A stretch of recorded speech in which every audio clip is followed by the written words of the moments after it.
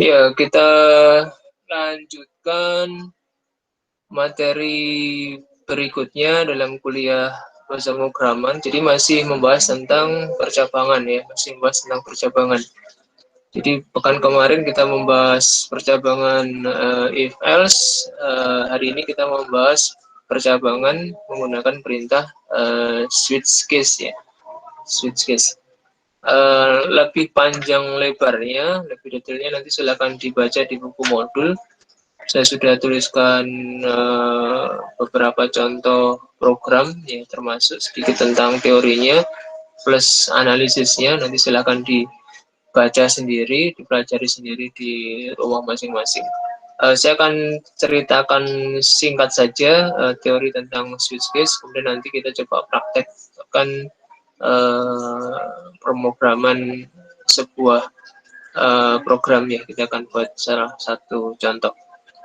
Baik, jadi switch case ya, apa bedanya dengan if else? Apa bedanya dengan perintah if else? Kalau perintah if else itu nanti keunggulannya ya, keunggulannya itu ketika digunakan untuk menyeleksi kondisi yang majemuk, itu keunggulannya perintah if else ya. Jadi sama sebenarnya if else dengan switch case dalam beberapa kasus bisa diterapkan untuk kasus yang sama. Itu beberapa kasus bisa dikerjakan dengan if else, juga bisa diselesaikan dengan switch case. Beberapa kasus bisa, tetapi ada keunggulan, ada kelebihan if else yang tidak dimiliki nanti oleh switch case, yaitu ketika di dalam if else menggunakan kondisi-kondisi yang lebih dari satu, ya, lebih dari satu, atau bersifat range, ya, berupa range nilai. Itu if else akan lebih unggul daripada perintah switch case, lebih efektif juga, ya, lebih efektif. Jadi penulisannya akan lebih mudah, lebih singkat dibandingkan ketika harus ditulis menggunakan perintah switch case. Sedangkan switch case sendiri nanti keunggulannya daripada if else adalah dia akan lebih mudah digunakan untuk program-program yang sifatnya menu ya, sifatnya menu ya. Menu ya sebagaimana menu yang biasa kita lihat ya, menu makanan, menu minuman, menu ATM, yaitu yang sifatnya menu, pilihan-pilihan ya. Itu lebih pas nanti, lebih cocok, lebih efisien ketika kita tulis menggunakan blok perintah switch case ya. Iya, ini kerangka utamanya switch case. Jadi sintaksnya yang perlu diingat, diawali dengan kata switch, kemudian tanda kurung biasa, kemudian variabel apa yang akan di switch ya, variabel apa yang akan dicek nilainya. Nama variabelnya di modul saya berikan contoh variabel bertipe bilangan dan bertipe karakter, ini bisa dipakai ya. Umumnya dua tipe itu yang dipakai untuk menggunakan percabangan switch ya. Kemudian tanda kurung kurawal buka, jangan lupa nanti di akhir ada tanda kurung kurawal tutup ya. Jadi ada kurung kurawal buka, ada kurung kurawal tutup. Kemudian di dalamnya ada penyeleksian konstanta. Ditulis dengan case konstanta 1 ya. Kemudian titik 2, kemudian perintah-perintah diakhiri dengan break. Lanjut case konstanta 2, perintah break ya. Case konstanta 3, perintah-perintah break, dan seterusnya sampai mencukupi yang dibutuhkan oleh programmer. Berapa case-nya. Terakhir nanti diberi fasilitas default ya. Titik 2, perintah defaultnya apa? Ya. Kalau dalam if else, default ini mirip perannya dengan else ya, mirip perannya. Ya, ini konstruksi sintaks dari perintah switch case. Ya, jadi secara umum nanti flowchart-nya kurang lebih seperti ini ya, dengan catatan perintah break itu ada di setiap case ya. Perintah break ada di setiap case ya. Kalau nggak ada perintah break nanti flowchart-nya bisa berubah ya, bisa berubah jalannya. Oke, setelah itu nanti di modul akan saya tuliskan banyak contoh ya, kalau nggak salah 5 atau 6 contoh program menggunakan switch case. Nanti kita akan coba praktekkan salah satunya ya. Kita akan gunakan perintah switch case yang modifikasi saja, yang modifikasi.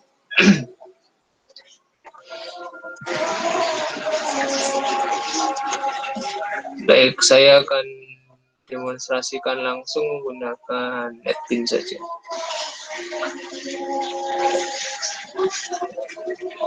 Oke, saya beralih ke jendela NetBeans. Ya, kita akan coba praktekkan bagaimana membuat program menggunakan switch case ya. Kita masih menggunakan package percabangan. Kita buat new Java class ya. Kita buat new Java class.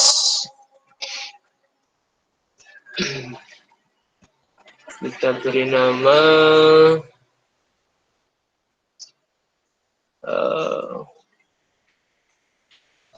resto misalkan ya. Restoran.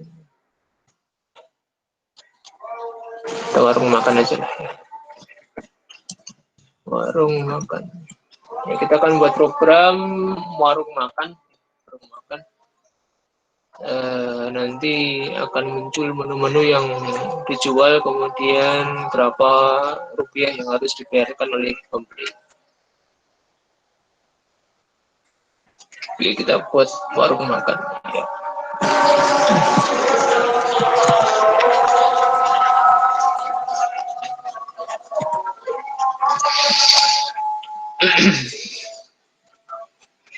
Kita buat void main-nya PSVM, kita klik tab. Oke. Ya, muncul void main. Ya. Kemudian kita buat prolognya. Ya. Kita buat prolognya. So,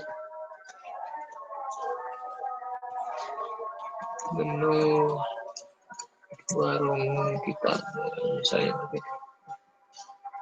Oke, karena nanti kita ada inputan, kita siapkan scannernya ya.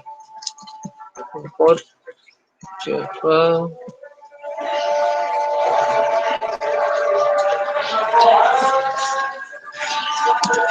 model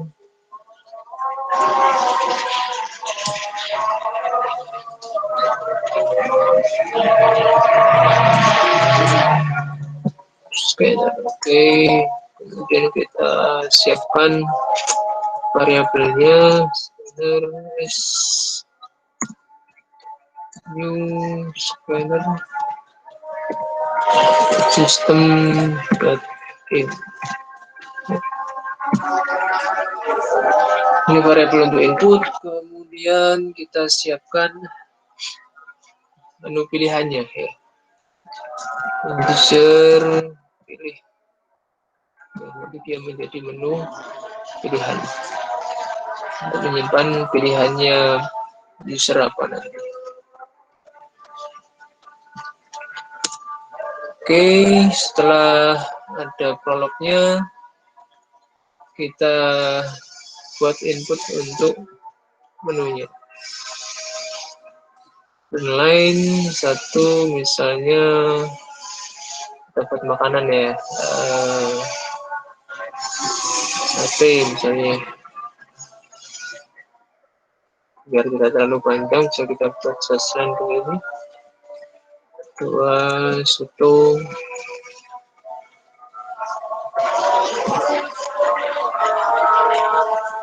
Tiga somai. Misalnya ada 3 pilihan menu. Kemudian kita buat inputnya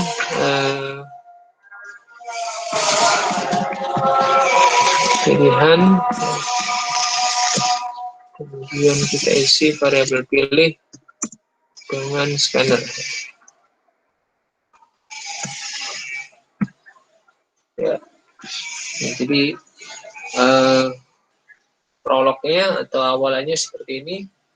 Menu warung kita, Muncul tampilan menunya, sate, soto, siomay, kemudian pilihannya apa. Kita coba bisa cek ya.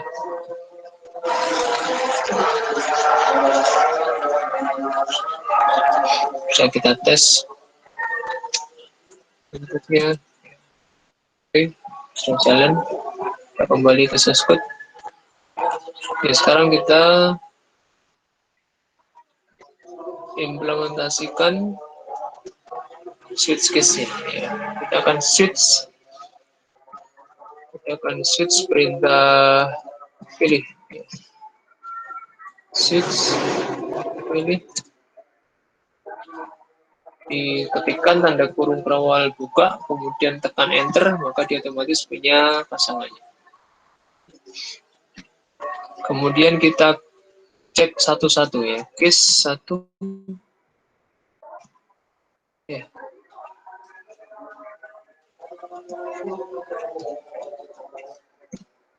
Nah, pasangkan dengan bricknya.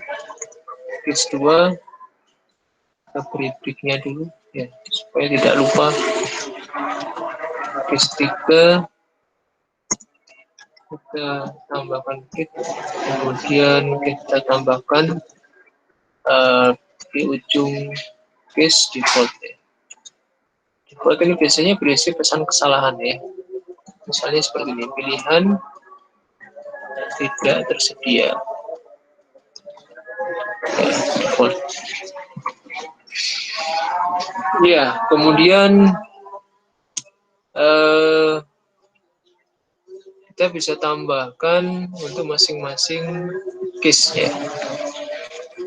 Sate misalnya ya, kita akan membuat input untuk sate. Jadi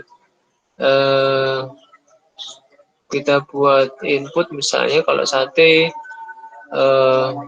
berapa tusuk ya, berapa tusuk.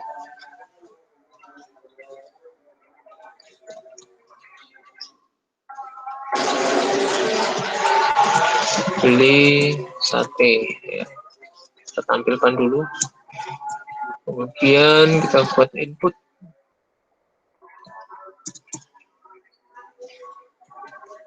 berapa tusuk.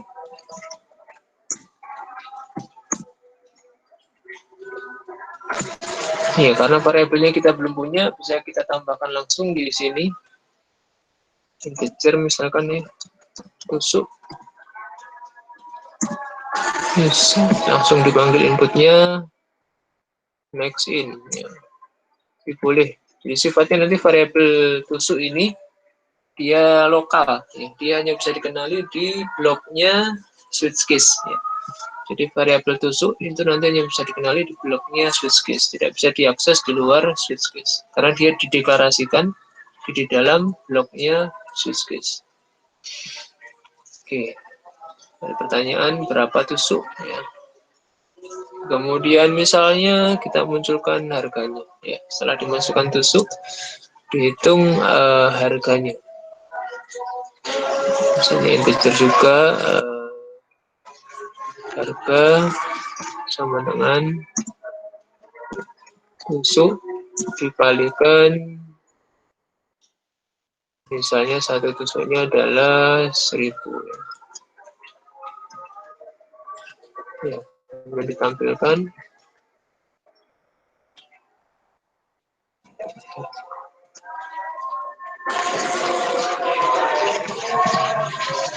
Harganya plus harga. Ya. Ini skenario untuk menu 1 ya, sate. Oke, sudah tidak ada keterangan error. Kita bisa cek, kita tes ya. Kita klik kanan, kemudian run. Kita pilih 1 ya. Beli sate berapa tusuk? Misalkan 10 tusuk. Ya. Harganya 10.000. Kita coba lagi run. Kita pilih yang 4 ya. Tidak ada. Apakah ya hasilnya ya, muncul pilihan tidak tersedia, jadi sesuai dengan yang kita rencanakan. Baik, kemudian kita lanjutkan case 2-nya ya, case 2-nya sekarang. Soto ya, soto. Soto. Karena polanya sama, kita bisa kopas saja. Pola programnya sama, kita kopas saja. Kita ganti yang perlu diganti. Beli soto berapa mangkok ya? Kalau ukurannya soto mangkok. Karena variabelnya bukan tusuk, kita ganti mangkok.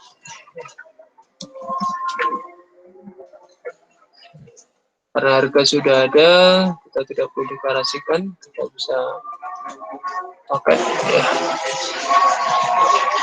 Tusuknya kita ganti dengan mangkok. Satu mangkok berapa? Soto itu ya kisarannya 8.000 ya.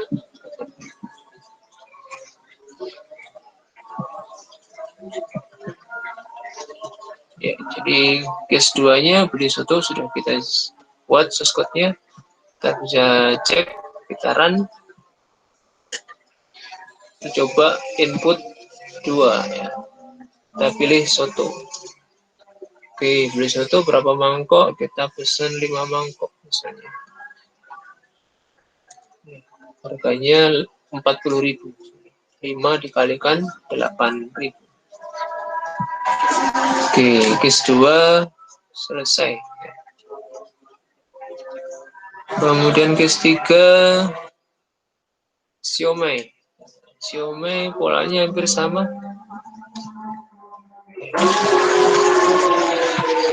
Satenya tadi kita ganti dengan siomay.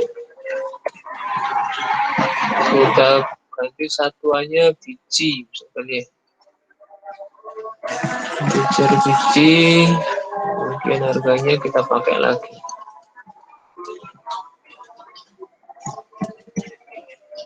Oke. Siomay per bijinya berapa nih? 500 ya. 500.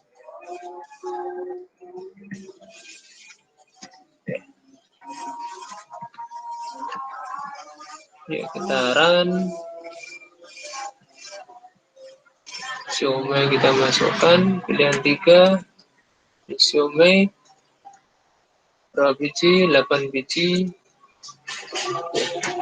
Harganya Rp4.000. 8 dikalikan 500. Baik, ini contoh ya, contoh sederhana implementasi switch case untuk membuat menu program ya.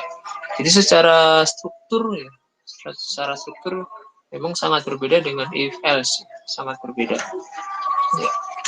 Jadi konstruksinya memang beda antara if else dengan switch case ya. Kemudian beberapa hal yang perlu diperhatikan ya, yang perlu kita perhatikan itu adalah perintah break ya, perintah break. Ini hati-hati. Di buku modul sudah saya berikan beberapa contoh program yang membandingkannya adanya break dan tidak adanya break. Ini bisa kita coba misalkan ya. Misal saja di case 1 ini tidak ada breaknya. Misal ya. Ternyata memang tidak dierorkan oleh Java ya. Sebuah case itu boleh nggak ada breaknya ya. Dampaknya apa Pak? Dampaknya ya. Efeknya apa kalau lupa atau sengaja tidak menambahkan break ya, setelah case ya. Maka nanti selesai dari bloknya case 1 ya, selesai dari bloknya case 1 yaitu menampilkan harga, dia akan lanjut mengeksekusi perintah di case 2 ya. Kita akan coba ya, case 1 ini nggak ada breaknya, kita akan coba running memilih case 1.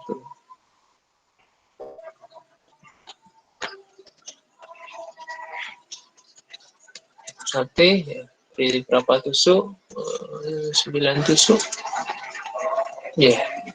Apa yang terjadi beli sotonya ikut muncul, ya, beli sotonya ikut muncul. Padahal kita tidak memilih soto, ya, kita tidak memilih soto. Tapi karena breaknya case 1 tidak ada, maka program dia akan lanjut ke bawah. Ya. Jadi yang semula beli sate dapat bonus beli soto juga. Ya. Ini bahayanya, ya, bahayanya. Jadi ini peran penting dari perintah break, ya, peran penting dari perintah break. Jadi kita kembalikan break seperti kondisi semula, kita tambahkan perintah break di bagian akhir case 1. Ya. Baik, ini contoh sederhana penggunaan switch case untuk membuat menu program, ya, membuat menu program. Nanti kita bisa membuat modifikasi-modifikasi yang lain, ya, terkait perintah switch case, ya. Di antaranya nanti bisa kita gunakan untuk kombinasi dengan perintah if else, atau juga kita buat switch case secara bersarang, ya. Contoh yang bersarang, kita bisa menambahkan di sini misalnya beli satenya ini, ya, beli satenya kita akan modifikasi menggunakan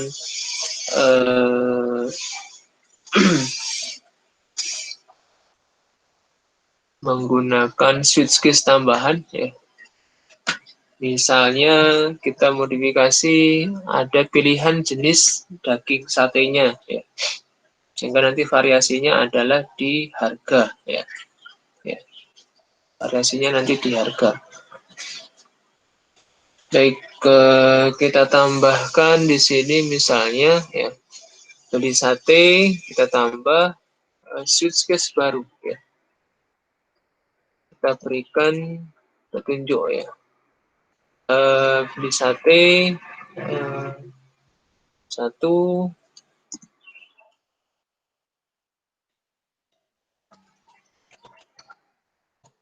daging ayam, misalkan, ya. Ini pilihan-pilihan dagingnya, kemudian daging kambing, kemudian pilihan ketiganya misalnya daging kelinci, misalnya, ya, sate kelinci. Kemudian user diminta untuk input lagi, untuk input pilihan, ya.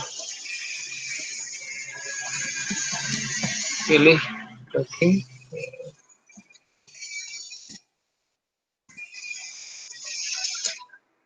kita buat integer daging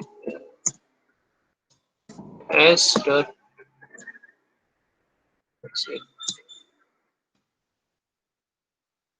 ya. Jadi di dalam switch case nanti kita bisa tambahkan switch case yang lain, ya. Kita switch ini, ya. Kita switch variabel daging.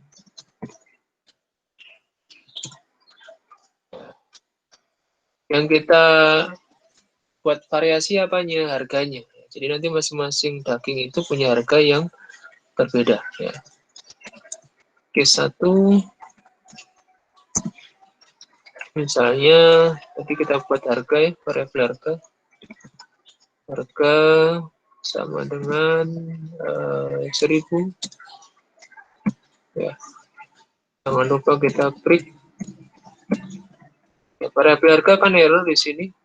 Kenapa? Karena deklarasinya ada di bawah, ya, sehingga kita ganti aja. Jadi kita ganti nanti biaya dikalikan dengan harga. Harganya kita deklarasikan di atas, ya. Kita buat integer harga.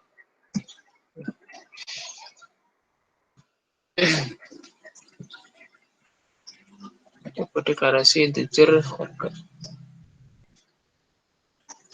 Dia minta diinisialisasi dengan 0. Oke, kita lanjutkan case-nya ya. Case 2,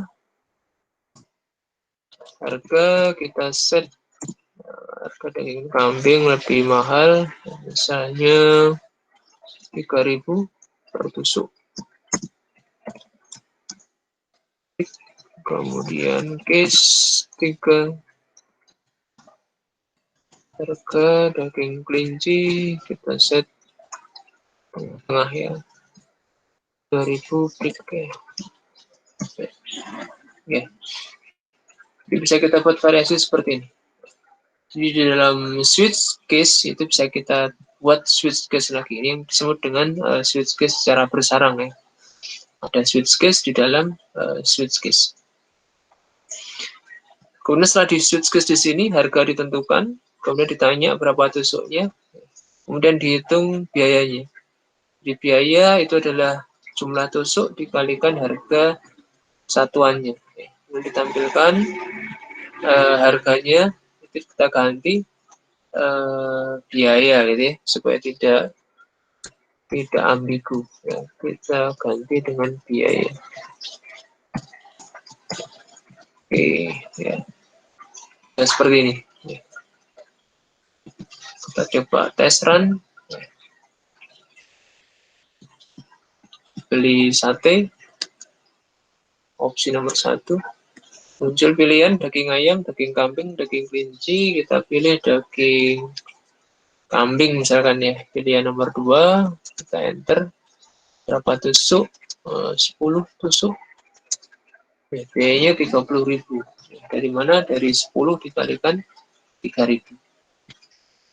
Oke, ini yang dimaksud dengan switch case secara bersarang ya. Ini bentuk, variasi bentuk ya. Kemudian variasi yang lain itu bisa kita kombinasikan switch case dengan if else ya. Jadi sama-sama perintah percabangan kita akan kombinasikan. Di dalam switch case kita gunakan if else. Ya. Misalnya apa nih? Misalnya soto. Soto kita beri skenario if else ya. If else. Yang kita mainkan itu masih harga ya, kita mainkan harganya. Sotonya nanti kita tanya ya.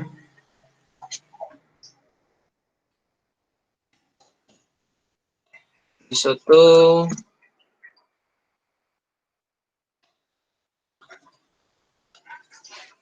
variasinya adalah menu misalkan ya. Ada soto Lamongan, kemudian ada soto mana? Soto Madura misalkan ya. Kemudian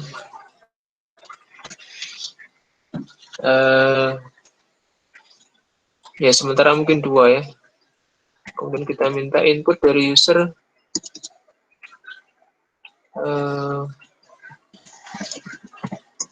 jenis soto apa, kita buatkan variabelnya jenis sama dengan s.fixin.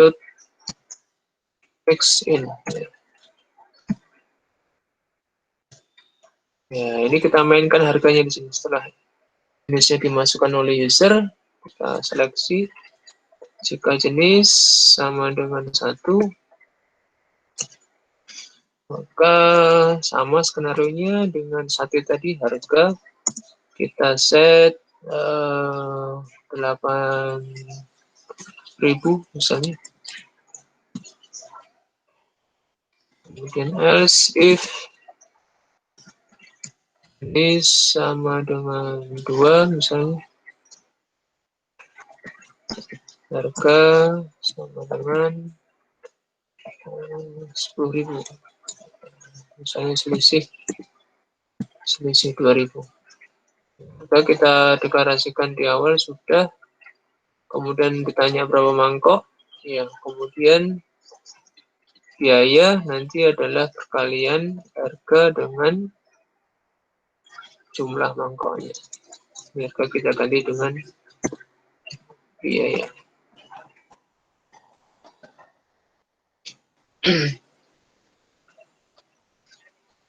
Ya, harga minta diinisialisasi. Kita siapkan inisialisasi harga sama dengan 0 misalnya. Kemudian kita tampilkan biayanya.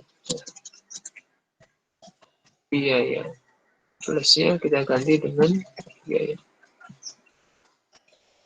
Oke, ini variasi yang kedua ya. Jadi switch case bisa kita kombinasikan dengan perintah if else ya. If else. Kita run. Sekarang kita pilih soto. Untuk pilihan berikutnya soto apa ini yang diminta? Soto Lamongan, soto Madura. Kita pilih soto Madura. Kita tanya berapa mangkok, kita beli 3 mangkok. Ya, biayanya 30.000. Ya, karena satu mangkoknya soto Madura itu seharga 10.000 rupiah. Ya, baik. Ini modifikasi dari suskus yang awal, kemudian kita tambahkan variasi-variasi untuk kombinasinya. Saya kira itu beberapa contoh modifikasi dari perintah switch case sederhana menjadi switch case yang lebih kompleks dengan menambahkan variasi berupa kombinasi dengan switch case yang bersarang dan juga kombinasi dengan perintah if else. Nanti bisa dikembangkan, dikombinasikan di latihan mandiri. Baik, saya kira itu sedikit tambahan penjelasan dari saya untuk pertemuan pada hari ini ya. Selebihnya nanti silahkan dibaca, dipelajari program source code yang ada di modul, kemudian dipraktekkan, dibuat latihan. Sudah saya sediakan juga untuk forum ya, forum latihan diri. Ada satu buah program sebenarnya, tetapi nanti saya minta untuk dikerjakan secara bertahap ya. Yang sederhana dulu, kemudian dilanjutkan dengan yang versi modifikasi. Baik, saya kira itu untuk penjelasan materinya saya cukupkan ya. Saya cukupkan. Nanti bisa dilanjutkan dengan latihan mandiri ya. Latihan mandiri sesuai yang saya share di website ilmu.